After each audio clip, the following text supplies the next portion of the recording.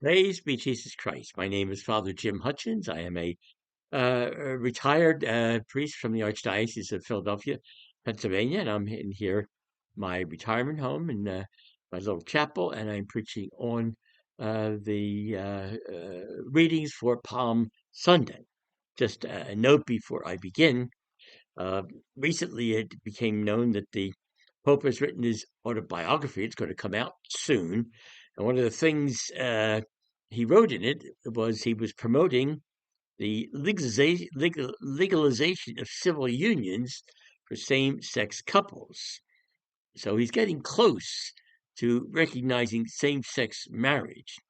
Uh, but please note, when he speaks in this fashion in a book like this, he does not enjoy the gift of infallibility. So it does not have to be believed.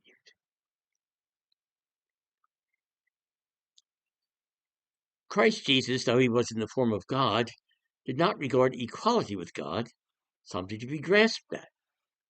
Rather, he emptied himself. He humbled himself, becoming obedient to the point of death, even death on a cross. In the name of the Father, and of the Son, and of the Holy Spirit. Amen.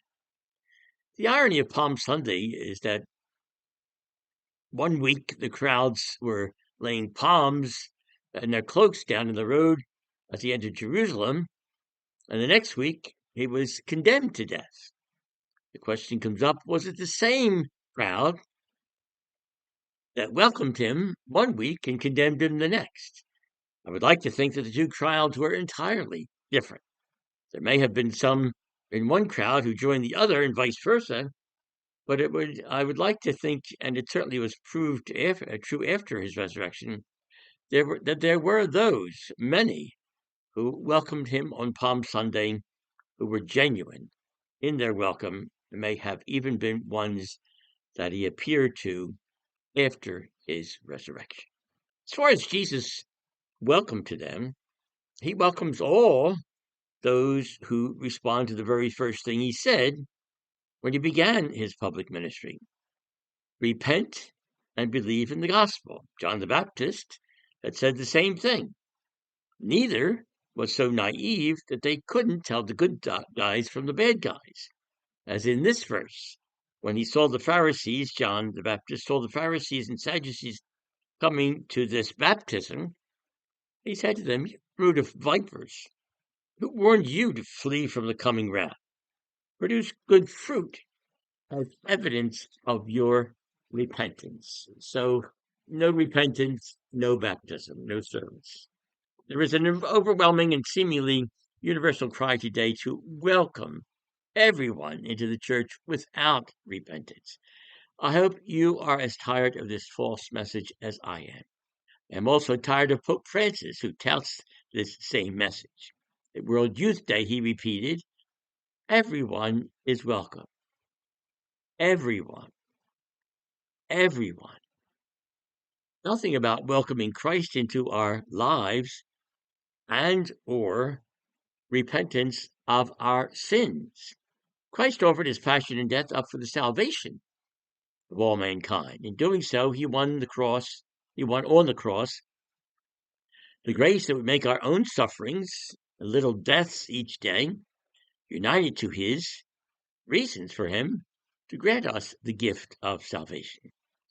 What Christ most likely sweat blood over, suggests St. Thomas Aquinas in the Garden of Gethsemane, was that he was about to give his life for mankind, and yet he knew at that moment so many would not believe in him, would not follow him, that would not receive the grace that he purchased at such a costly price.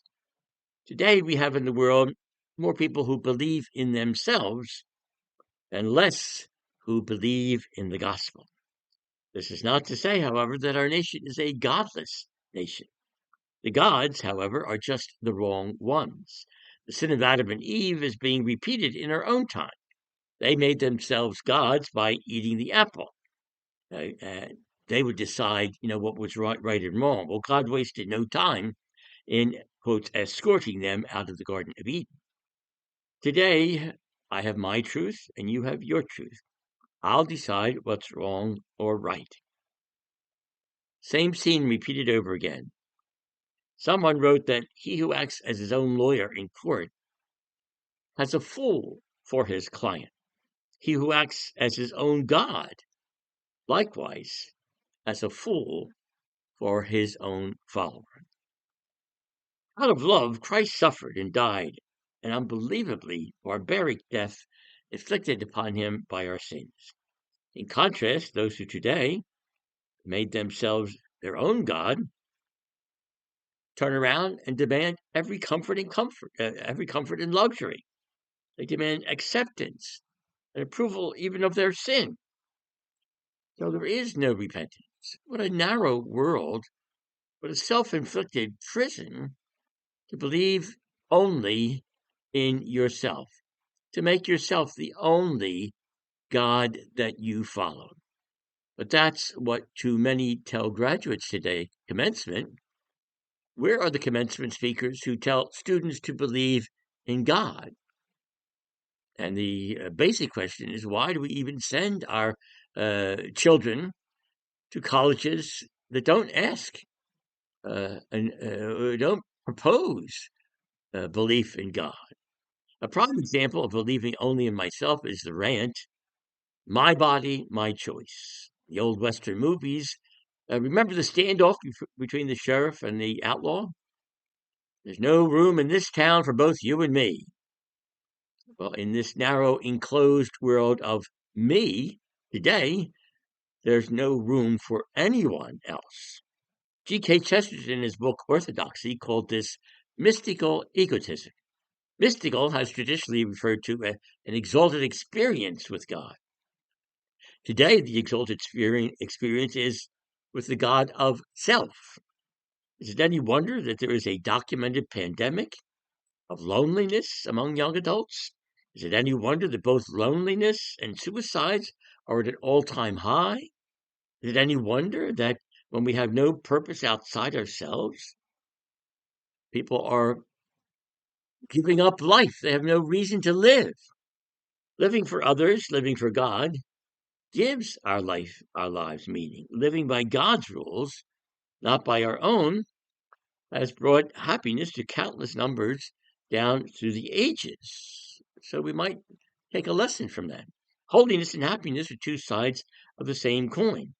Is it any wonder that the saints are the happiest people on earth? At Christmas time, we all lament the verse in which the innkeeper says to the Holy Family, "There's no room in the inn." We say, how thoughtless, like I would never do that. But that is exactly what is happening today, and not just in Bethlehem. Now it's a pandemic. There's no room in our souls for the child of Christ. Universities for a long time have been teaching only facts about more and more specialized subjects. Long ago, all Catholic universities required courses in theology and philosophy be taken by all students. Facts about God and life. How are we to live without those facts and an unexamined life? Socrates, the great Greek philosopher, supposedly said the unexamined life is not worth living. Universities have ignored examining life and its meaning. Why? Follow the money. Facts do not make people free. Purpose makes people free. Grace makes people free. Truth makes people free. Theology, faith, teaches us the transcendent truth about God and ourselves. It teaches us that grace gives strength to our weak wills and light to our darkened intellect.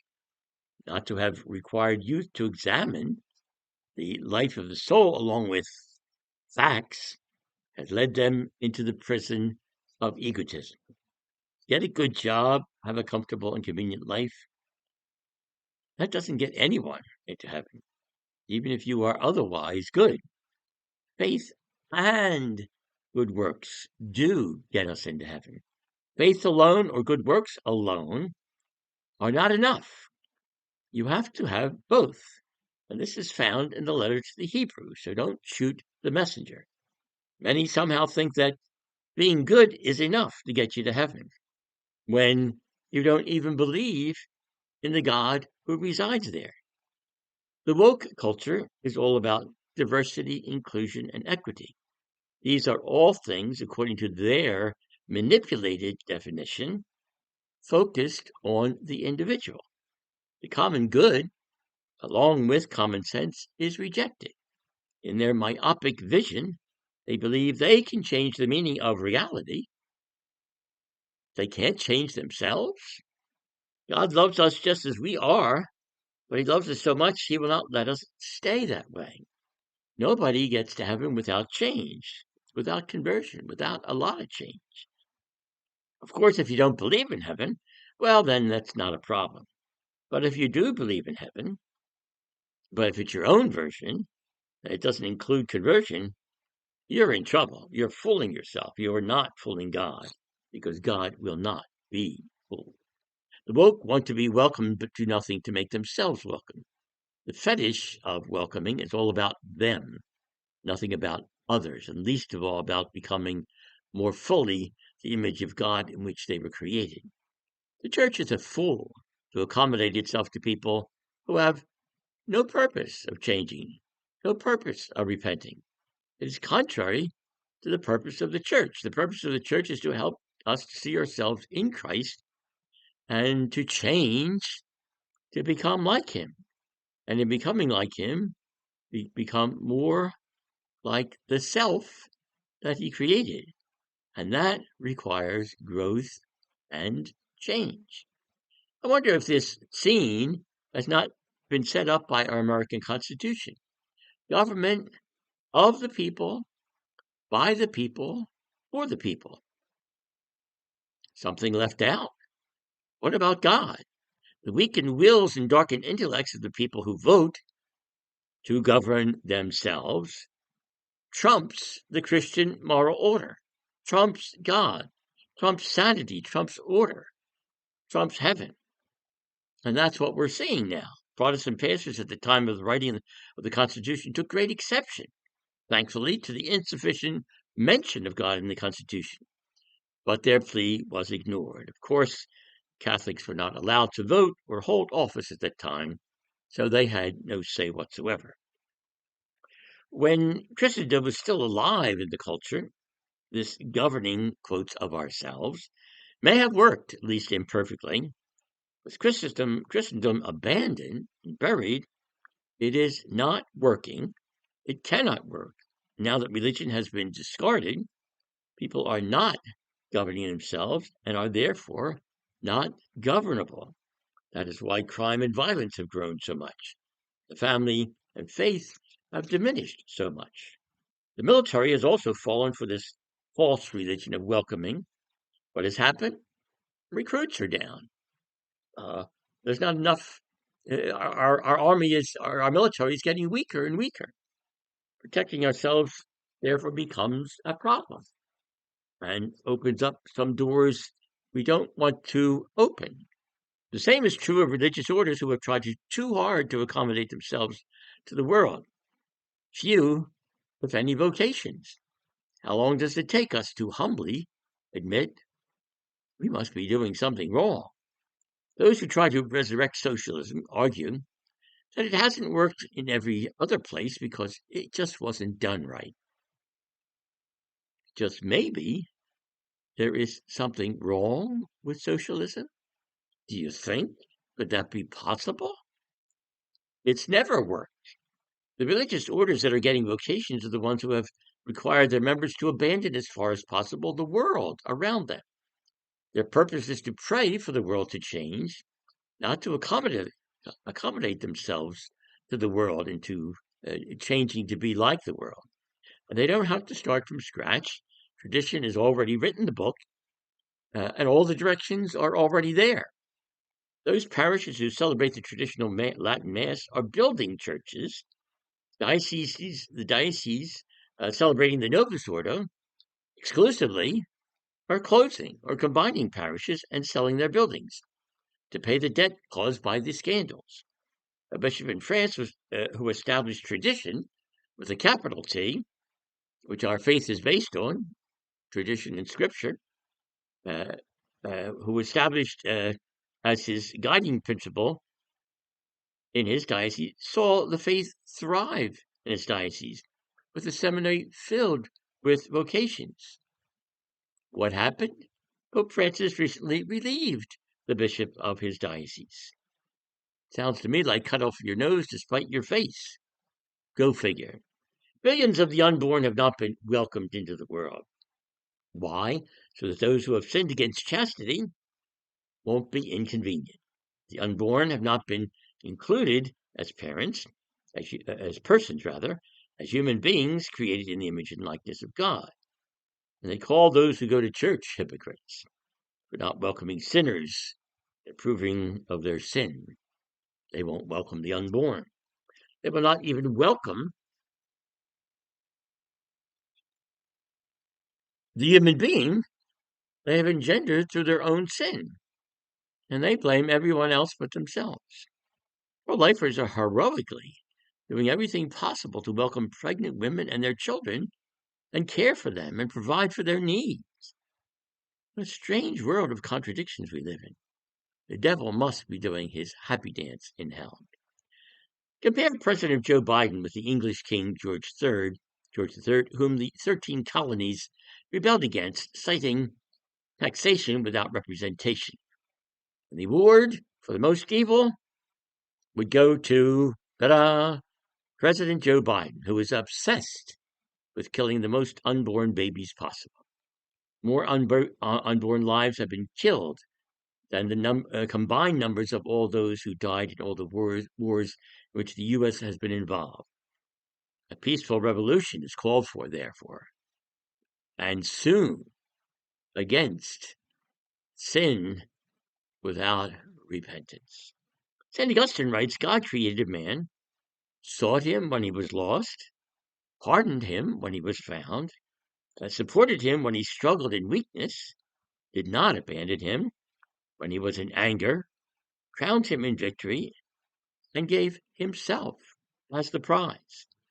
Yet the world wants God to accommodate himself to them. So much for gratitude for all that God has done for us. Today's world loathes suffering, while at the same time causing themselves and others suffering. And it asks, as if in a trance, why suffering? The logical next question that they don't ask, however, is why did Christ suffer? Why did he choose to suffer? When you have the answer to the second question, you have the answer to the first question. Christ redeemed the nature of suffering and taught us how to do the same.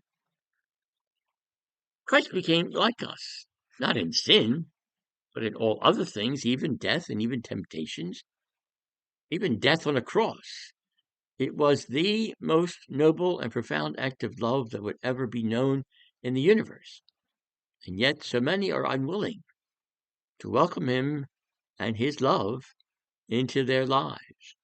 And as we begin Holy Week, we cannot do other than recognize that to refuse to imitate Christ and to die to ourselves will be to refuse to rise with Christ. Christ will raise us up and welcome us, but not on our own terms, only on his.